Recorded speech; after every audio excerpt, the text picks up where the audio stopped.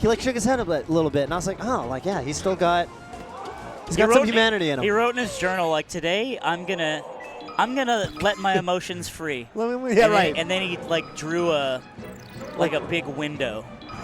And he sketched in his morning journal. Yeah, in his morning journal, and then he meditated for 7 hours straight. We got S2J versus Polo. So, hey, the fact that we've got S2J versus Polo means Polo beat Fiction in Falcon Falco. That's not true. Because that had to have been in You're telling losers, me a lie. because Fiction lost to HBox and winners. I'm looking it up right now, and it's true. Polo won 3-1 over Fiction. That's crazy. And the winner of this plays Mango. Oh, damn. So that's kind of nuts. That is kind of nuts because Polo probably outperforming the seed. Has to be. And a hometown hero, so, but it's a Falcon. Dude, Falcon Dittos are tight. Falcon Dittos are tight. I talked about this a lot, but I think one of the most profound things you've ever shown me with your wisdom was talking about, it was Nunn came to a SoCal Coliseum, and he was playing against, like, a Falcon. Maybe it was Wizzy. I don't know what Wizzy would have been doing there. But it's basically a cool Falcon versus a textbook Falcon, or whatever you would call it, a lame Falcon. Yeah. And you had said, oh no, it was S2J versus Nunn, and they were both on the ledge. Which makes sense because it's SoCal. They were trying to outswag each other every time on the ledge. Yes, and you had this good point about how when a Falco Ditto for maximum like enjoyment of the set, you need a lame one and a hype one. Yeah. Because otherwise the two hype ones will just try to they'll just start flying off stage like idiots. And like it looks like they're homing each other. They don't finish their combos. I think you literally said it was too homey. And I'm like, you know what? And I'm an idiot. I love Falcon. I was like, he's right.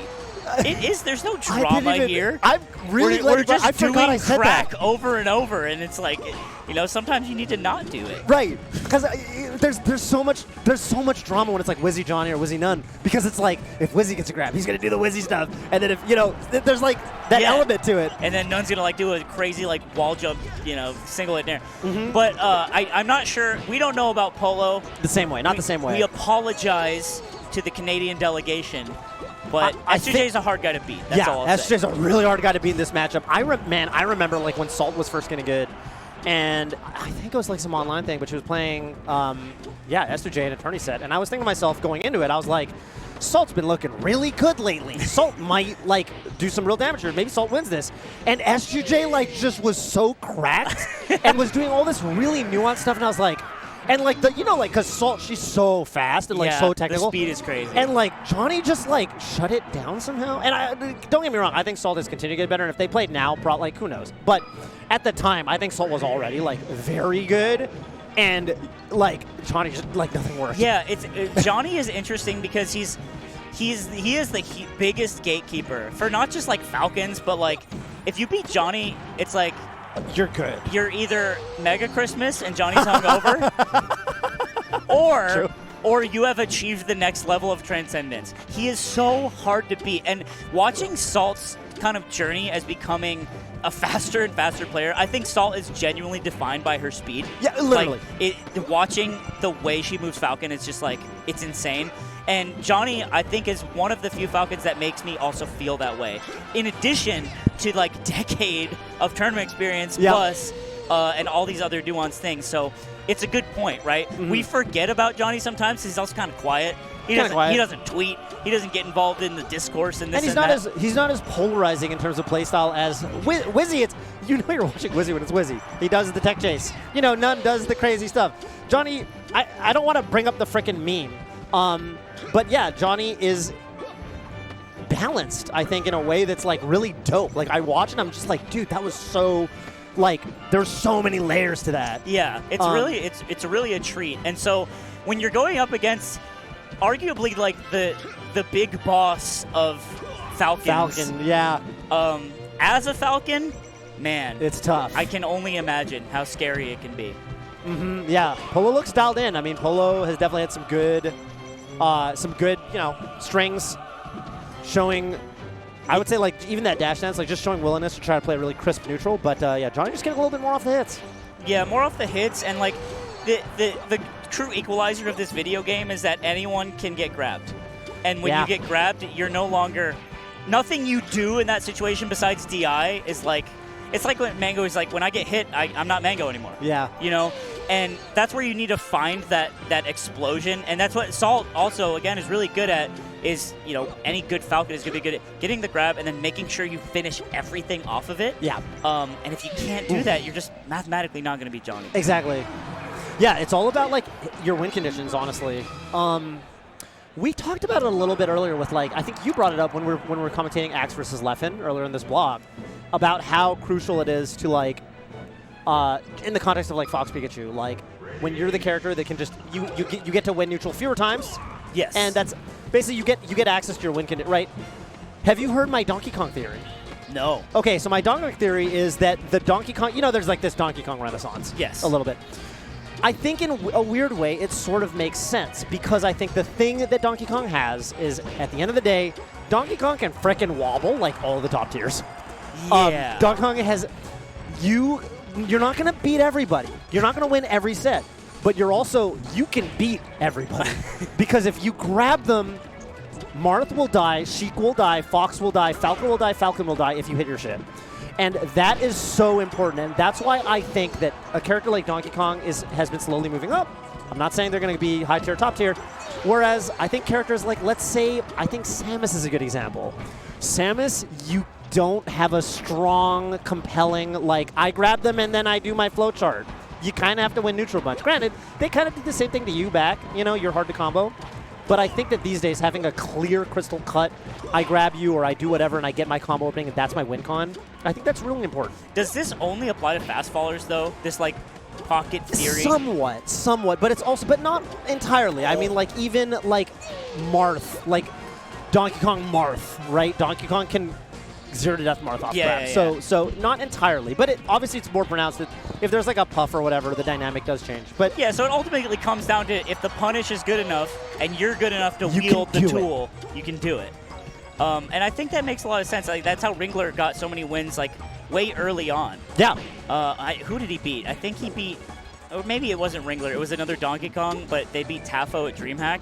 And I was like, okay, something's going on. Something's going on here. Yeah. What's going on with the Donkey Kong? Yeah. So this Renaissance has been in the making for a little while then, because Tafo, I don't think he's entered stuff in a while. Oh, Polo.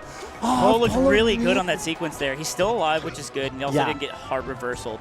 Yeah, this has definitely been Polo's game. Oh, how does Johnny stomp there and it works? That's insane. Yeah. He does die, but it was for a different reason. Right. It was definitely for a different reason. Yeah, it's actually kind of hard to do stomps in place in this matchup because I think Falcon's Nair really cleanly beats Falcon Stomp. Oh, yeah, that's unfortunate. I think it's just too goofy to give it a shot. But I don't know, maybe he just knows something I don't. Got to be careful here. I loved Polo's chances right before that stock got taken, but now I'm not so sure. I feel like he's getting stuck in his movement a lot while Johnny's remaining consistent and scary in the neutral. Yeah. Look, he barely overshoots that Nair and it catches. That's just so rough to deal with. Yeah. Wow, what a recovery. That was crazy. Tries to shield grab this. I think Polo's kind of tearing at the seams here. A little bit. Doesn't fast fall that one, which I think you want to do to be able to get on the ground, start moving more. Okay, that's a huge Nair. Doesn't get the grab off it. That Polo. Okay, nice jab check. Oh my God. What a read. You're probably, yeah, you're dead. Good stuff to Johnny. A little baby fist pump. Yeah. The last game was it was pretty strong by Polo. Yeah, that was a game. That was for sure a game. I think if you're Polo, you know, you're not. I'm sure there's an element to this where you're kind of like, dude, you can't be. It's like S2J's. He's the GOAT. Does this jersey say 2SJ? Why does it say that? Is it just a typo? Did they mess up his jersey? It's either a joke, but it's probably not a joke. It's probably just a typo. It's probably just a typo. That's funny. I was going to stop him and ask him, but it's like, I bet he's heard this before. Yeah, that's true. And I don't like being that guy. You'd be like 4th or 5th time today. Yeah. He wouldn't mind if it was you. Wouldn't care. Yeah, Johnny he wouldn't care. He's chill about it. Yeah, honestly, well played to Polo, I think, overall. Better played to Johnny. Yeah, wait, when you beat Fiction, you definitely put that in the belt. Damn, who else did Polo beat? Yeah. Polo beat Stiv 3-0. Okay, Stiv's pretty good. Stiv beat Nunn 3-2. Holy cannoli. Wait, Nunn's out. Nunn is out at the, what's the, after 49th. Oh, didn't make it into the top 40 yet? Oh. No, he made it one round 65th. What? Oh, sorry, one round in. Yeah, sorry. Higher. Right, so it'd be 49th and 33rd. We're not TOs. 33rd. 33rd. Wow, yeah. I guess that's what happens. Yeah, I mean, tough tournament. So hang on, though. You're saying Stiv beats Nunn on top of the world in the Falcon matchup, only to get jump checked by Polo. Yeah. That literally is what happened. As far as what Smash GG says, now maybe there's a Dukes situation where someone is playing and that's not their tag. Yeah. Maybe. a Dukes situation. That was probably not at that part of the bracket, bro. Yeah, it's probably just whoever it is whoever it is. Yeah, So it's a good run. It's going to be Mango versus S2J to get into top 8. Oh, damn. Which is like, we know how that goes. Oh, dude, that's real. So Johnny has looked better lately. There was a shine. Look at there's out cancels. My Falcon goats. My Falcon goats. Holy. That's right. That's crazy. 98 That's to 98? right, because we work hard. Dude, no, I'm for it. I'm team Falcon's a hardworking character. I started playing a lot of, so I kind of rounded out my characters because for a long time I could play Fox and Falcon Sheep. And then lately, not even lately, like COVID, I started playing Marth and Falcon. So now I can kind of play every top tier except the floaties. So now, if there's ever like a Falcon moment, I can kind of relate. If it's anything except like, if there's like 3 Peach players talking about like, oh, I doubt